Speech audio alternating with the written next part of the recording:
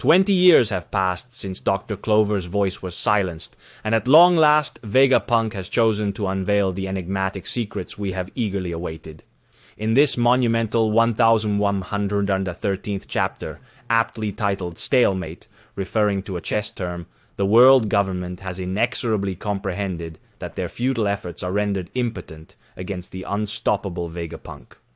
As we embrace this fervent revelation, perhaps we may glimpse what destiny unfurls within the forthcoming chapters. Yet, for now, Vegapunk commences, the resounding echoes initiating from its conclusive proclamation, "This world will be thrust beneath the merciless depths of the sea."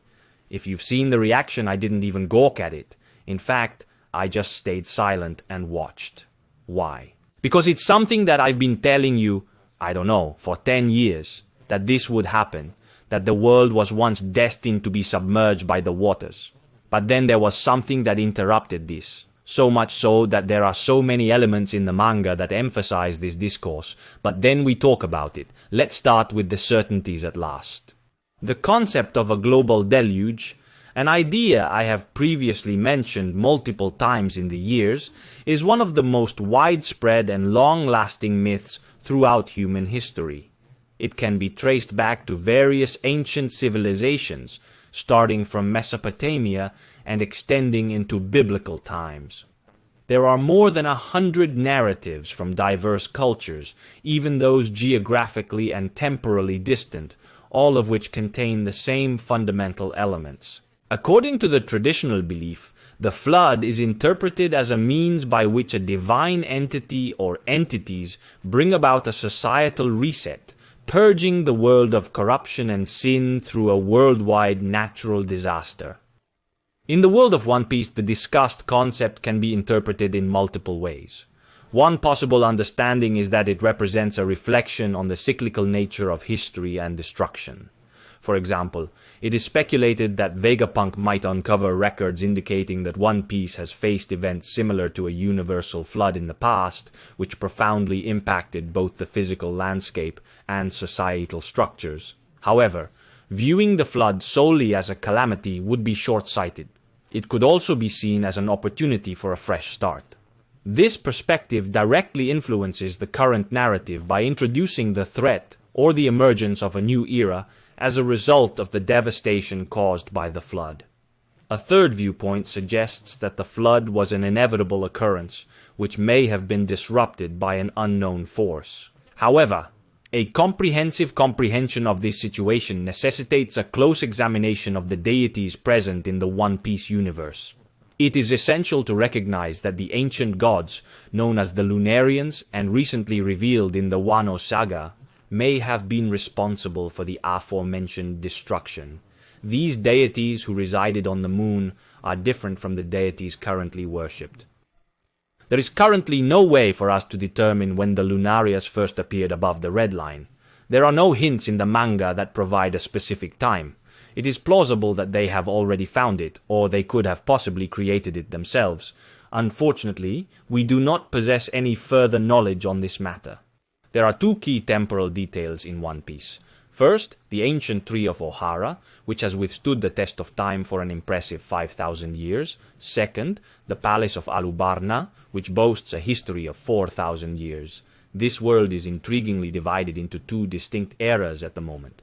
The first era is known as the Celestial Era, a period during which the kingdom of Arabasta came into existence. It is plausible that during this ancient celestial era, dating back thousands years, the palace of Alubarna was also erected. Additionally, 1,524 years ago, another pivotal era emerged, known as the Kaien era.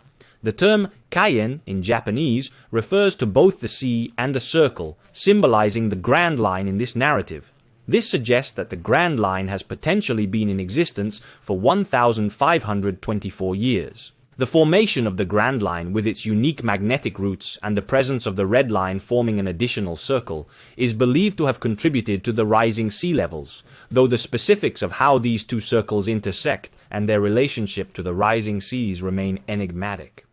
900 years ago, an event occurred that the world government has since sought to conceal. This hidden event, occurring 100 years before the founding of the government itself, is considered one of the world's greatest taboos.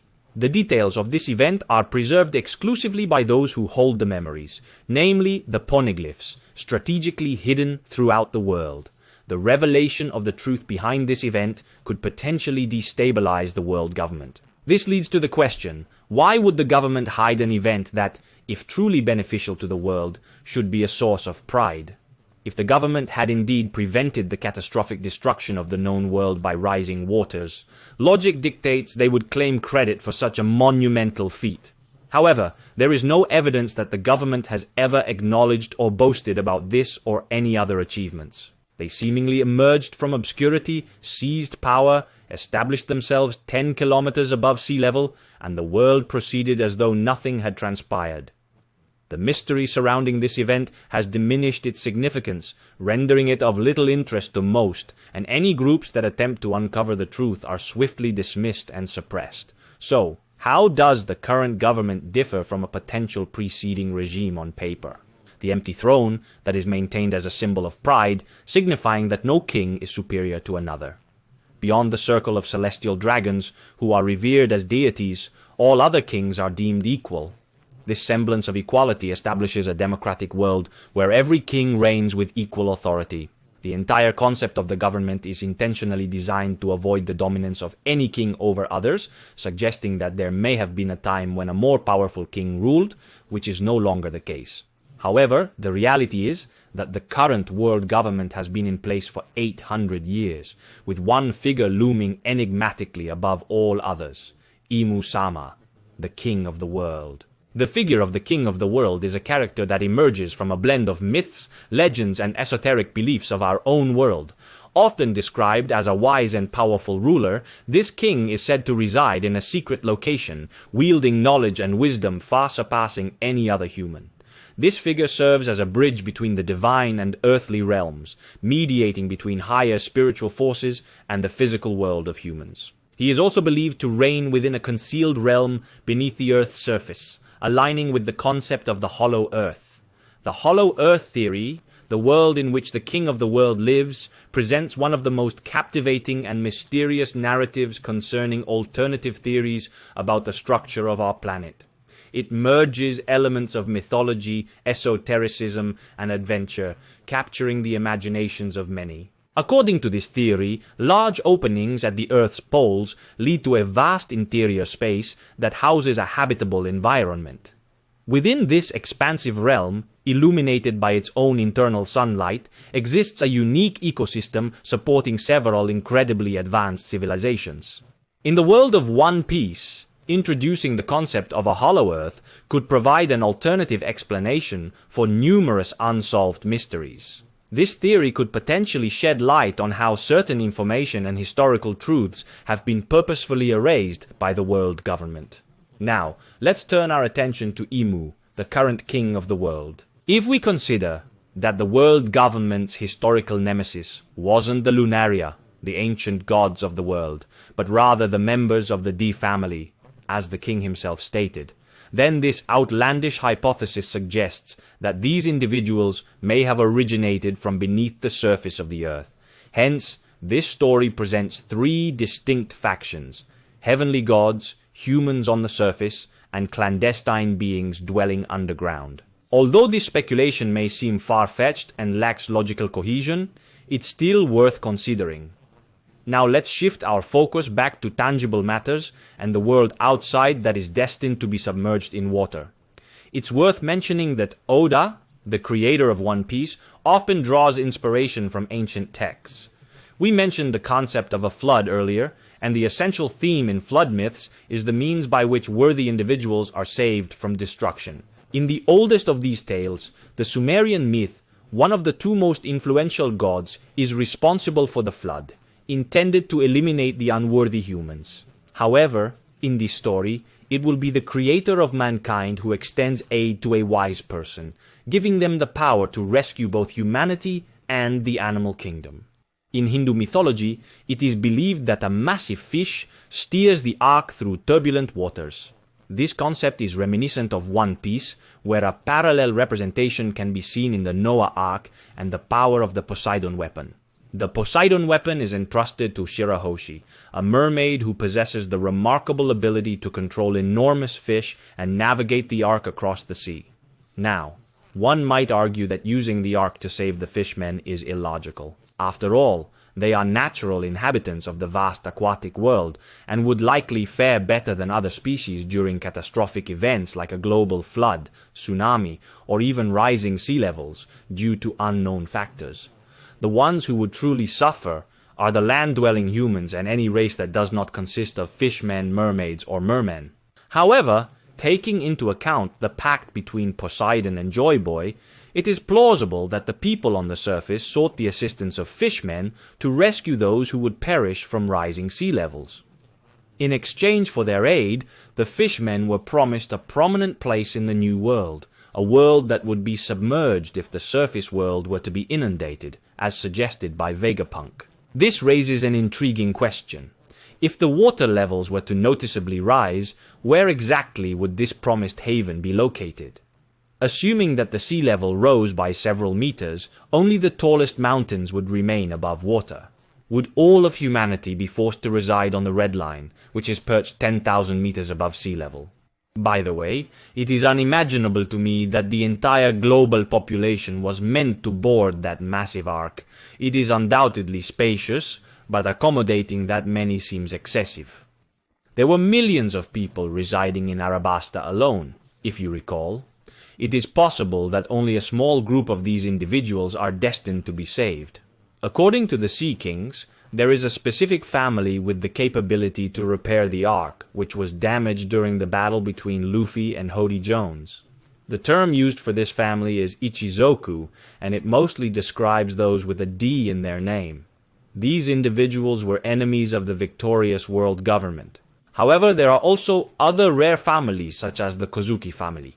We know that the Kozuki family possessed one of the 3 ancestral weapons and isolated themselves from the world, constructing towering walls to defend against a massive force. Is this force related to the rising of the seas, or was it the cause of the rising of the seas? Did the Kozuki family anticipate this destruction and prepare by closing themselves off and seeking shelter on top of Mount Fuji? Additionally, it is worth mentioning that the Mink people, who are historical allies of the Kozuki, live atop Zunesha, a giant elephant that stands several kilometers tall. As previously mentioned, the celestial dragons reside on the Red Line, which they have taken control of, ensuring their safety. The Sky people also live in the White Sea, which is situated 10 kilometers away from the Blue Sea. Similarly, the giants have access to an enormous tree that they can climb to the top of in times of need. Everything, as we have been emphasizing for many years, seems to suggest that those who are not human seem to have the fortunate advantage of being in a greatly elevated position. The Mink, the giants, the Lunaria, the celestial dragons, even the Kozuki willingly are saved. Apart from the fishmen who are already beneath the surface. However, it is known that their island is destined to be destroyed, as foretold by Madame Charlie. Therefore, if the fishmen's island is to vanish and the world is to be submerged underwater, then where shall humanity, who does not possess an elevated shelter, be taken? What place in the sunlight have you promised the fishmen if there is no land to retreat to? Will the waters recede in that case? Will they be engulfed by the cavities they created in Eni's lobby and now in Lulutia? So, beneath the sea lies an empty land, which will be filled with this water. I express this thought because if the individuals with the initial D in their names had planned to facilitate this rise of the seas, or at least to permit it, then they must have also known the answers to these inquiries of mine. This is because if the government actively prevented this from happening to the extent of erasing the existence of history, disguising the ancestral weapons, and concealing Joyboy's plan involving the fishmen, it means that the individuals with the initial D in their names as well as Joyboy desired this outcome. On the other hand, if the government prevented this from occurring and still kept it concealed from the world for 800 years, then it implies that this situation would have caused problems for themselves, not benefits. Otherwise, I repeat, the government would have proudly taken credit for their actions. We saved you from global flooding. However, they never showcased this accomplishment. Instead, they concealed it. Therefore, I will extract some intriguing aspects to speculate upon.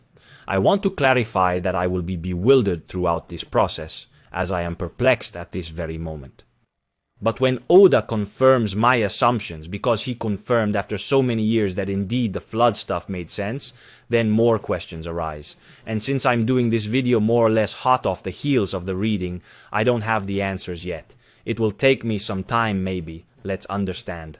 Let's start with this. If you remember, Whitebeard was telling Marineford that the government is terrified of this war that's going to happen. And when the One Piece is found, the world will eventually turn upside down. Is this statement to be interpreted literally or metaphorically? Even Roger, when he met Rayleigh, specifically said, "Come with me to turn the world upside down." Perhaps it was merely an uproarious statement here, but who knows if it didn't foreshadow unconscious realities. According to the Sea Kings, when they speak amongst themselves regarding the impending birth of Poseidon, they firmly believe that another ruler will be born in a distant sea.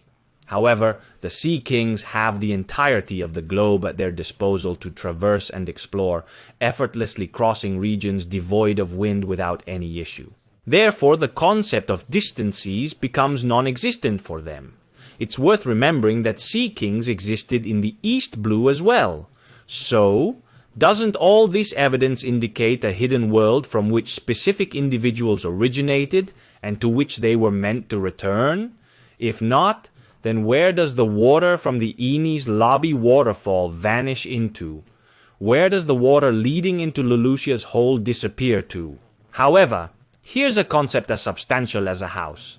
If this were true and the D's truly come from beneath the surface, how do the Lunaria fit into the equation?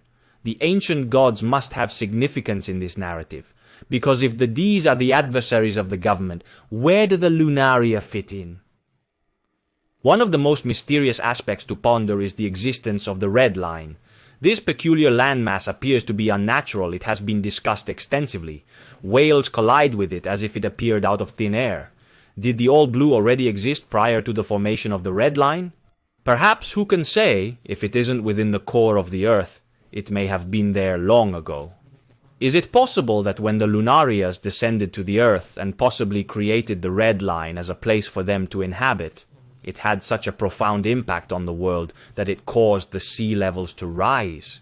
Theoretically, by removing some land, there would be more space for the water to occupy, and therefore the water levels should decrease. However, water actually rises when space is taken away from it, such as the addition of land. But what if instead, by taking this action, they unintentionally obstructed it and caused another form of damage, perhaps by removing soil from beneath? I am uncertain. There are too many questions and too few answers. I find myself more bewildered than before, honestly speaking.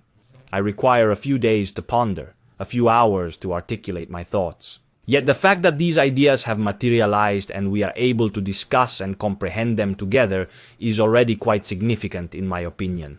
Therefore, I invite you to reflect upon what I have expressed, to attempt to shape it, discard anything you deem illogical, and make sense of what you believe has reasoning behind it. We will undoubtedly delve into the finer details of this chapter in the coming days, as there is a hiatus to fill, and thus this concern is not an issue.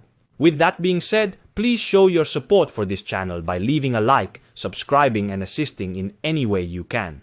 It is always a tremendous gesture of gratitude, as it enables me to continue on this adventure.